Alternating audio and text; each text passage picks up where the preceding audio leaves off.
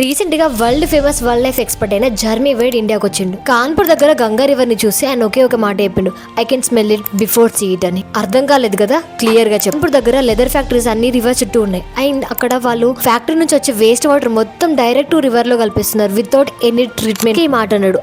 నేను రివర్ దగ్గరకు వెళ్ళక ముందే ఈ స్మెల్ తోనే ఆ రివర్ ఎంత డట్టిగా ఉందో నాకు అర్థమైపోతుంది.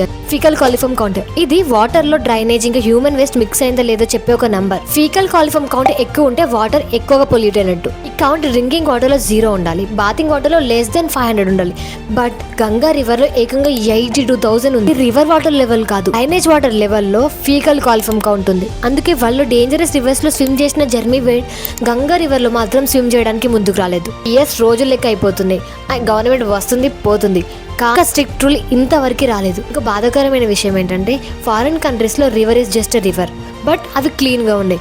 బట్ మన ఇండియాలో రివర్ ని మనం వర్షిప్ చేస్తాం, కానీ మన రివర్ ని మనమే పొల్యూట్ చేసేస్తున్నాం. ఇక్కడ గవర్నమెంట్ ఫ్యాక్టరీస్ వాళ్ళే అకౌంటబుల్ గా తీసుకోవాలని కాదు, ఎవ్రీ పర్సన్ అకౌంటబుల్ గా తీసుకోవాలి. ఎందుకంటే మనం రివర్స్ ని పొల్యూట్ చేస్తున్నాం కాబట్టి. మీ ఒపీనియన్ లో రివర్స్ ఇంత పొల్యూట్ అవ్వడానికి మెయిన్ రీజన్ ఏంటి?